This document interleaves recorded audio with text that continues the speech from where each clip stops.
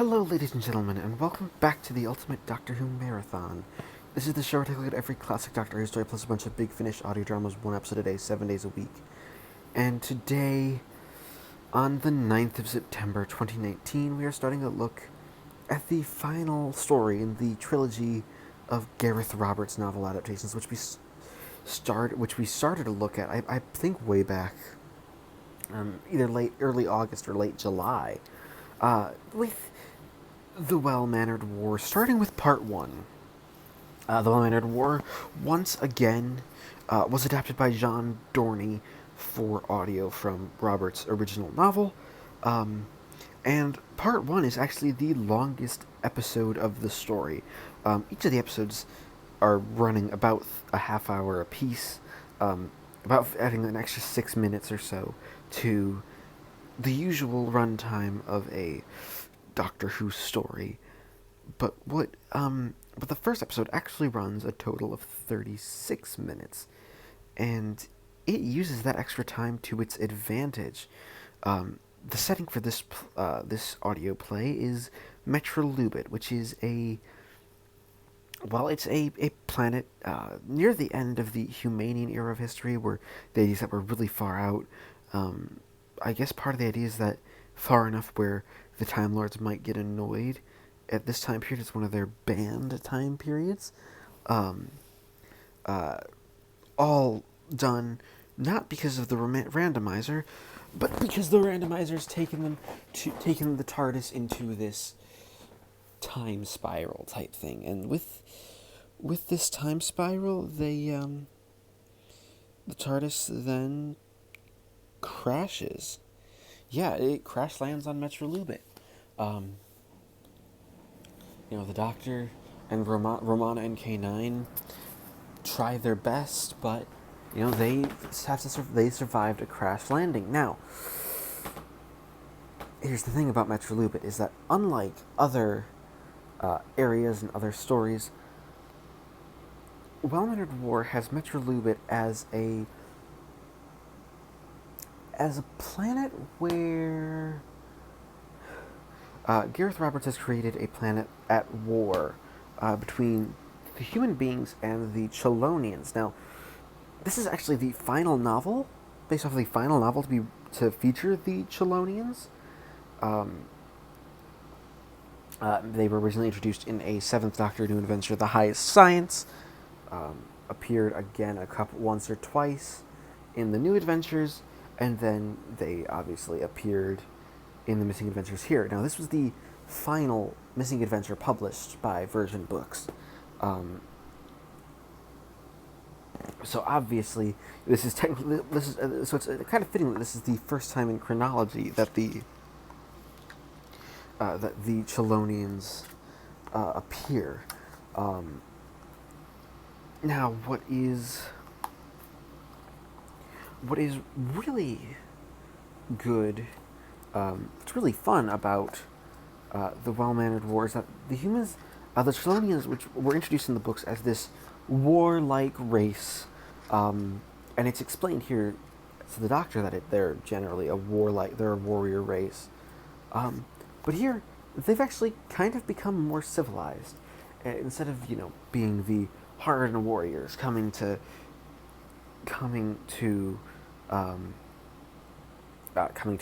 kill everything.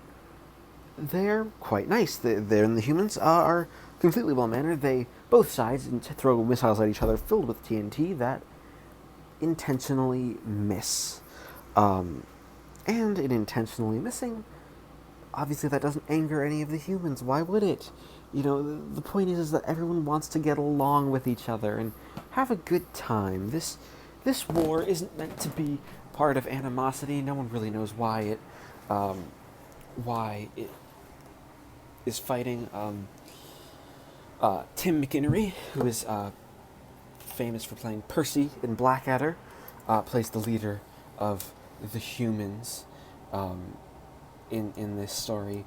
And as leader of the humans, he is great. He's jovial with Jinqua, the leader of the Chelonians. There's a point where they're both watching a news broadcast together and basically sparring about how terribly biased they are, and No, it's like they're really not representing them well. It's like they both made several very, very good concessions um, this time around. They really did try their best to get things um, going.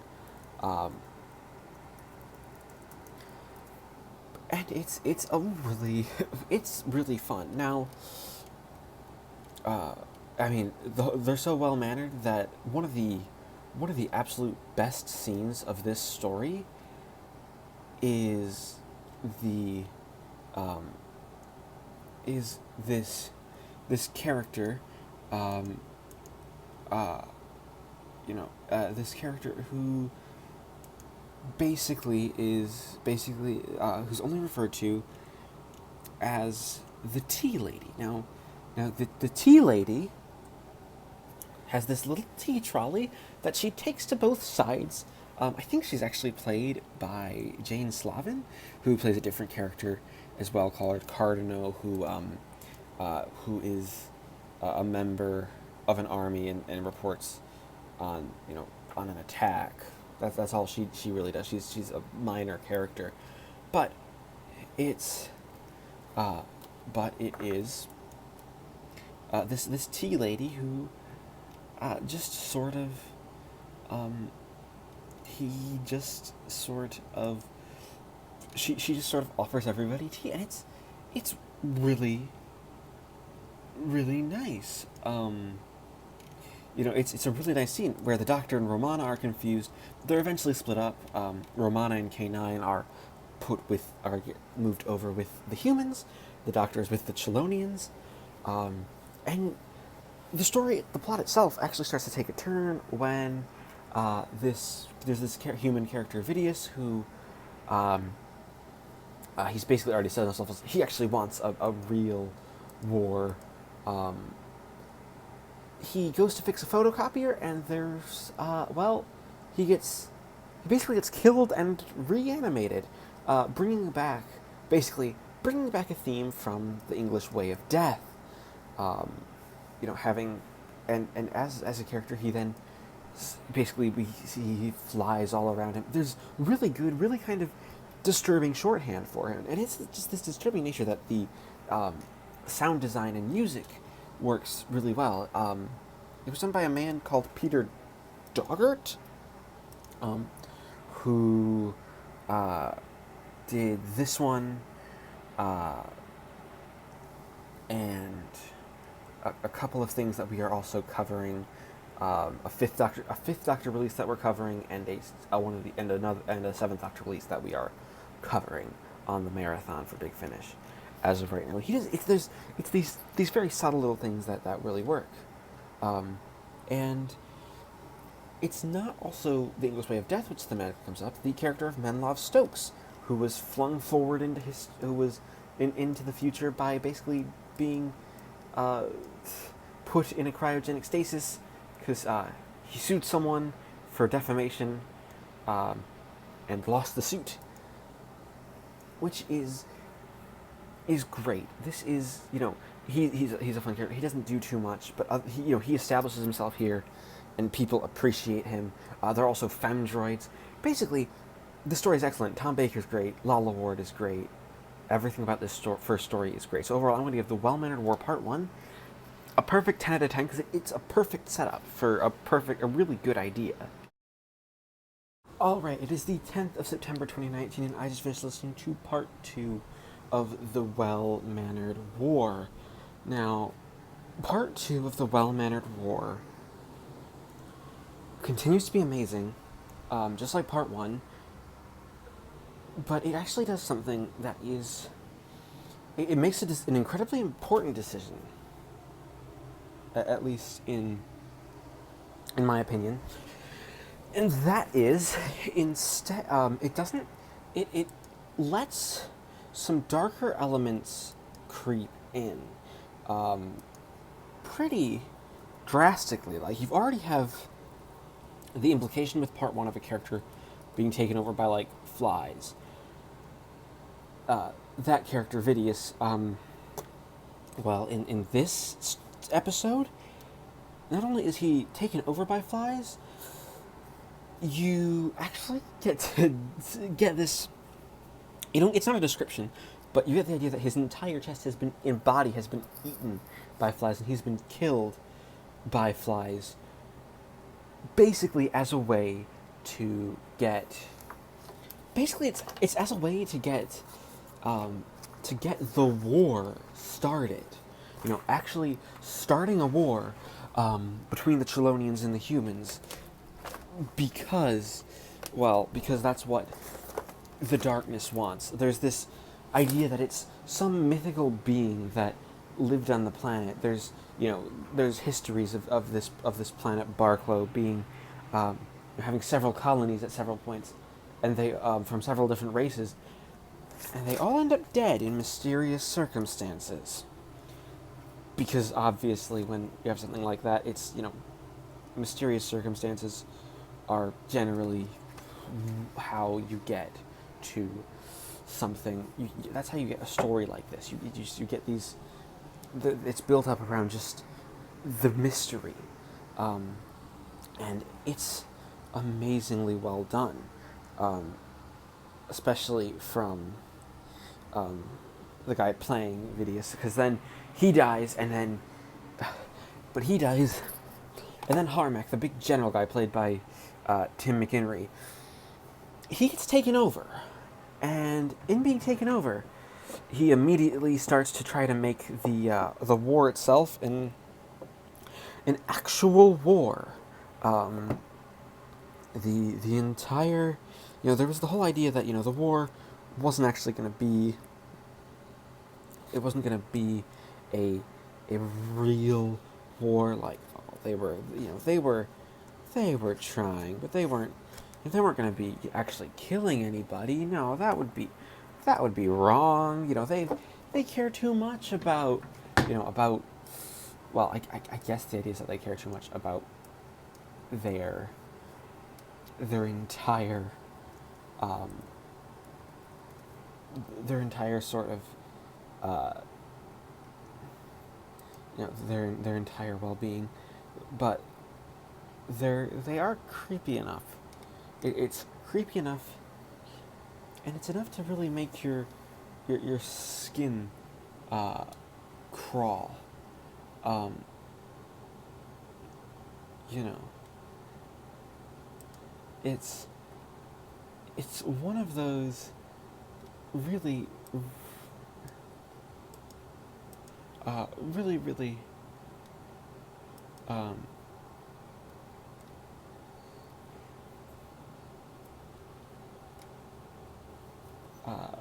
you know, it's one of the really good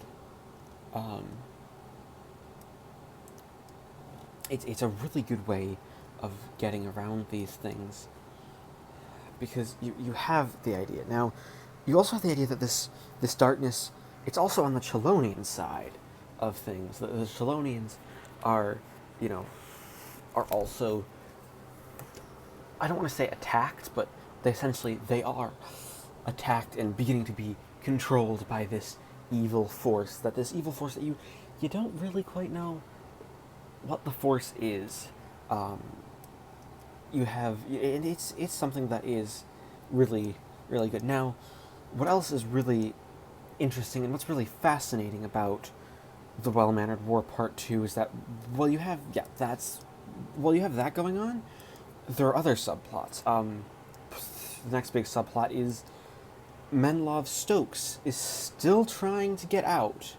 You know, he's still trying to get off the colony and find himself, you know, a way to I guess, find himself a way to keep living and you know, finding a way for himself to be, like, alive and you know, get to be appreciated, which will only take 2 months. And then something dark happens. You have these femdroids who are kind of there to make people happy. It's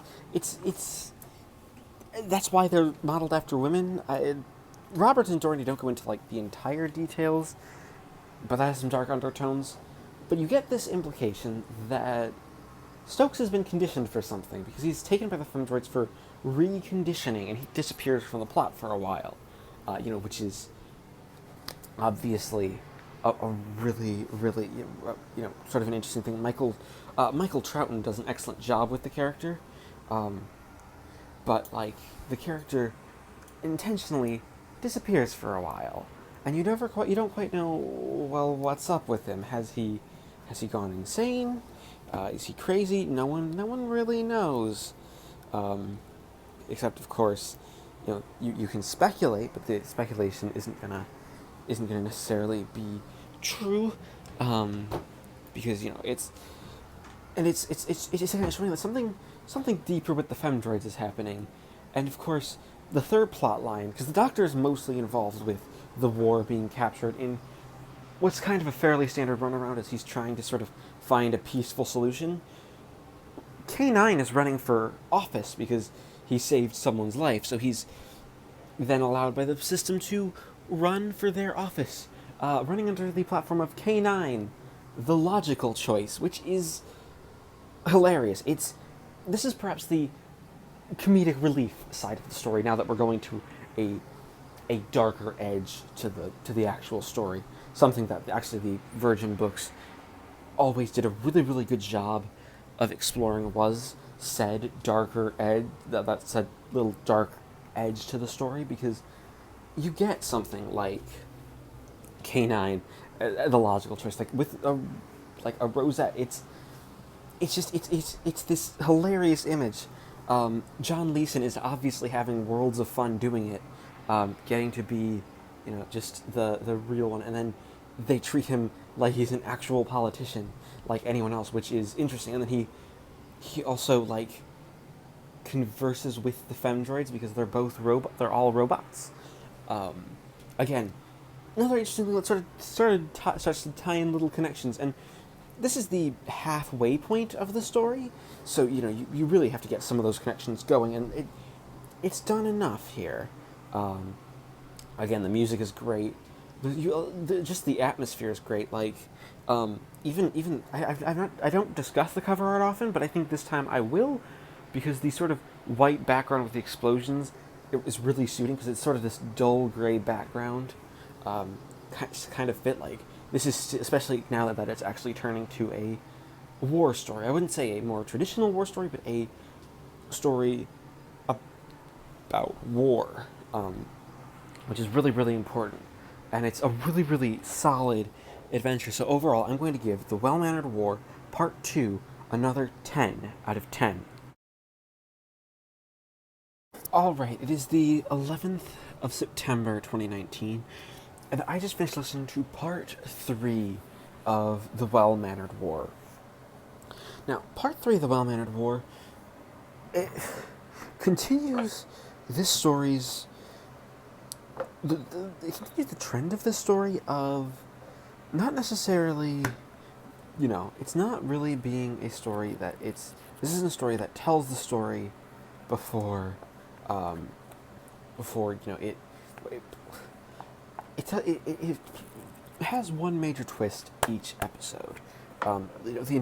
Because it's based off of a book, at least partially because it's based off of a book that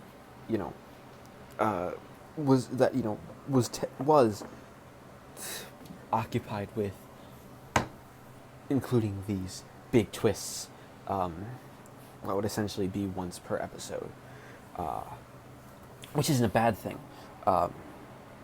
By no means do I mean that this story is somehow bad for for taking itself and doing interesting things with the premise, because this story is building up to a big twist. That the reason now it's a twist that works even better, that wouldn't necessarily work on TV. Well, I don't necessarily know if it would work on TV. It might not, but on audio and in prose, it works perfectly. Because in this story, the entire story builds up to basically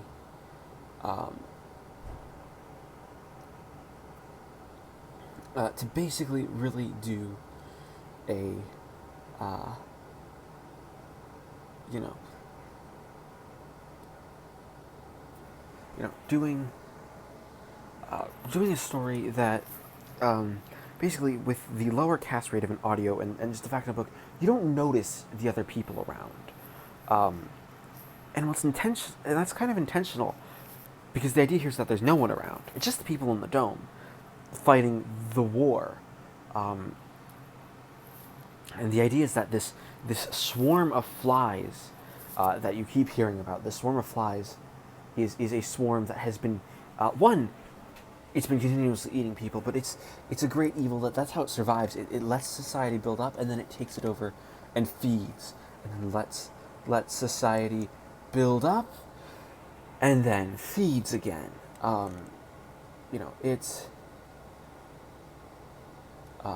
one of those really.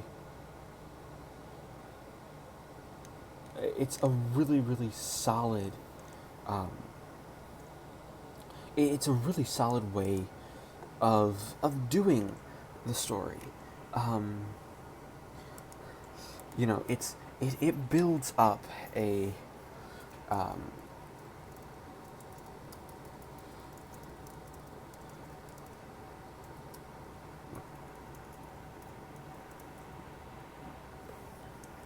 it builds up the story to a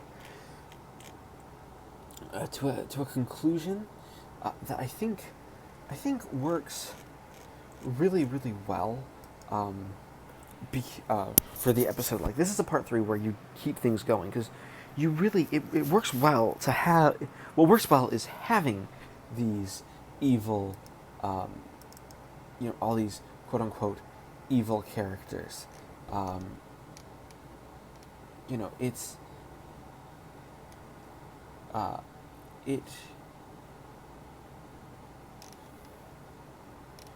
it's one of those things where you get the real sense that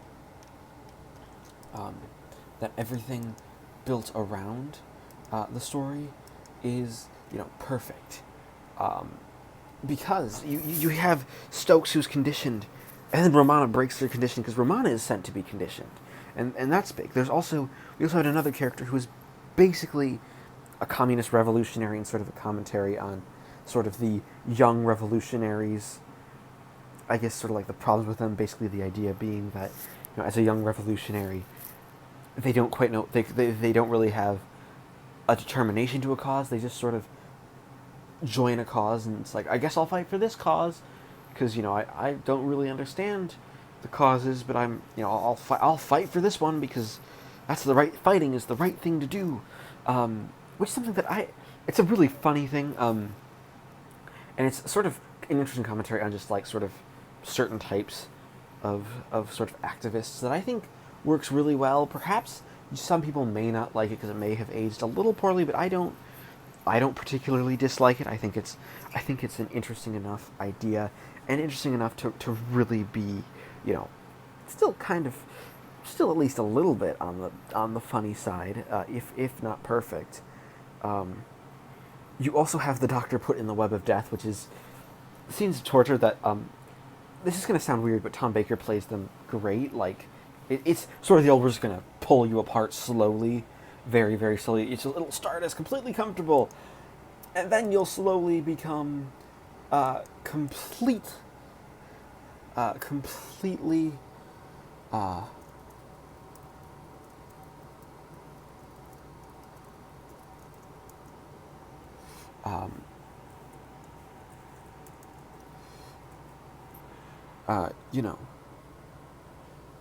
um, you know, you get a sense that,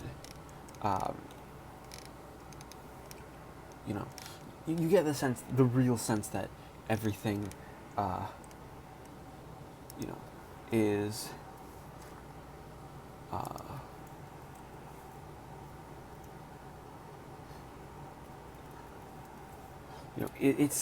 it's a,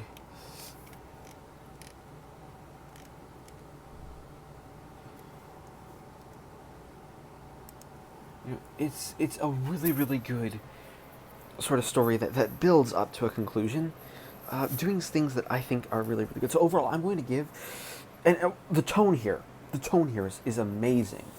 Um,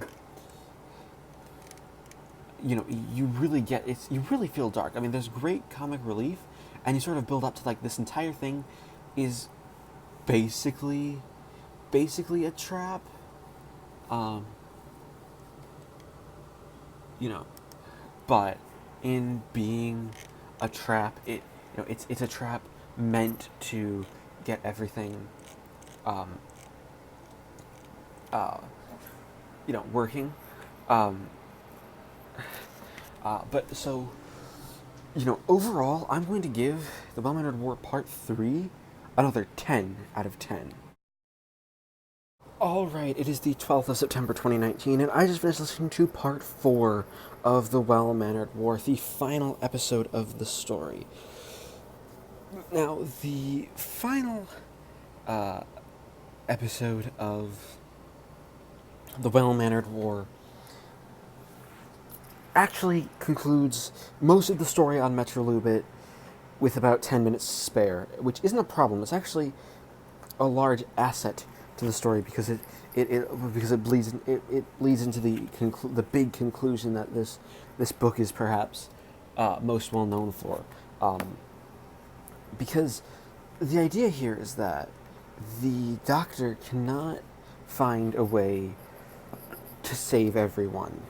He's not actually able to find a way to save really anyone, because this is a story where you have this idea that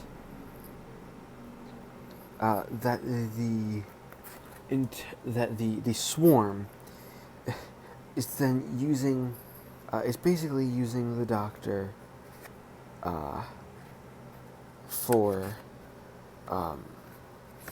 is basically using the Doctor to find find a way to basically find a way to to invade the rest of the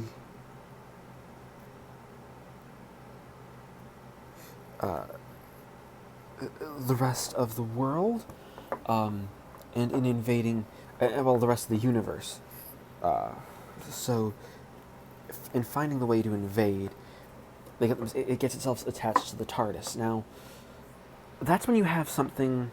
Then, just when you have the big twist about what this entire story has really been about for the entire time.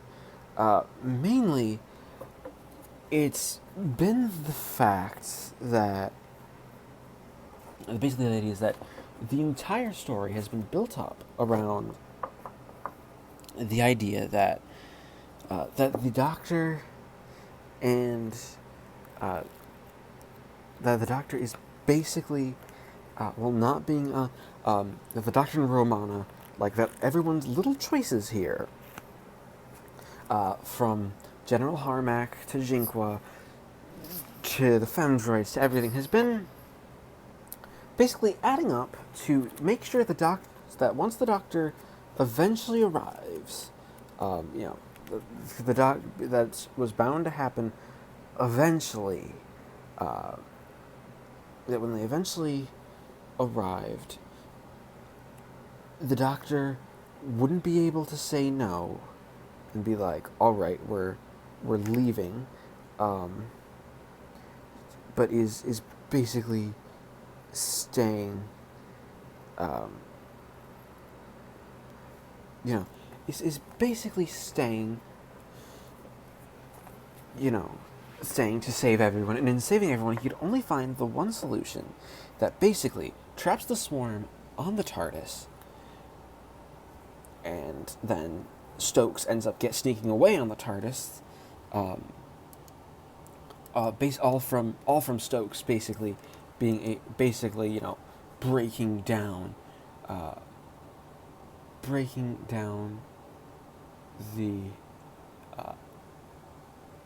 the story to a final, a real final big,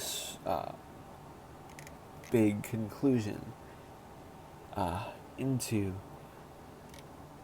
in the TARDIS, where the Black Guardian can either make a deal with the Doctor to basically be the decision to escape this, or they're stuck in the time vortex forever.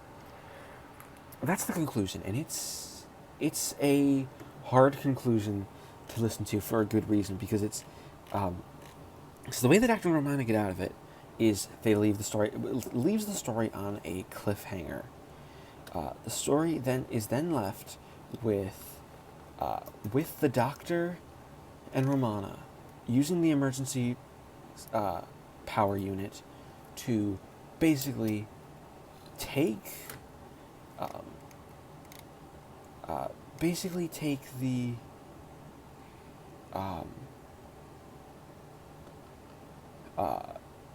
is basically to take the entire TARDIS, get it out of reality, and that's where the story ends.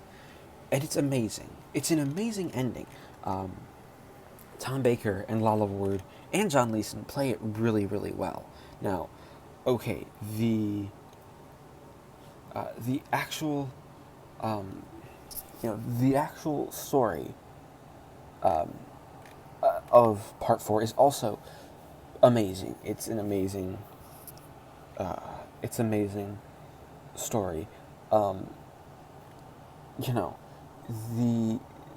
story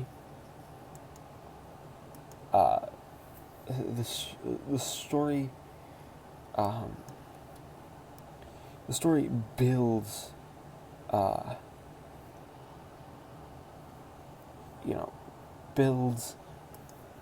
to this conclusion. You have Galatea revived, and basically showing just sort of that there really is nothing here. And it's all amazingly done. John Dorney must be congratulated for really, really adapting the story. The story as a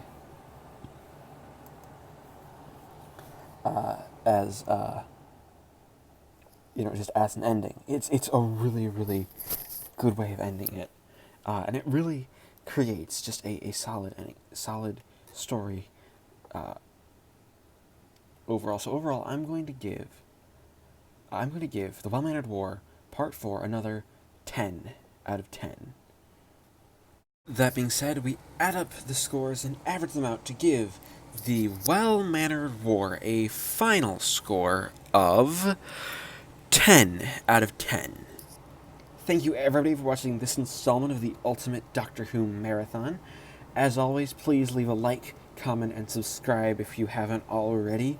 I'd like to get a conversation going down in the comments, so please feel free if you agree with me or disagree. And join me next time when we take a look at at basically the first two stories that really don't necessarily fit in the Tom Baker era, except sort of here. Two stories that mainly are dealt with, that mainly deal with adaptations of comic strips, and one of the first to use one of the many few stories to actually use the Doctor Who in its title, with Doctor Who and the Iron Legion.